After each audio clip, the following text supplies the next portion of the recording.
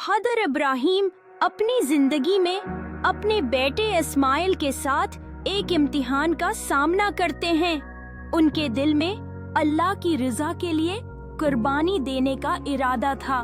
जब इब्राहिम ने इस्माइल को कुर्बानी देने का इरादा किया तो अल्लाह ताले ने उनकी नीयत को देखा और एक दनबा भेजा।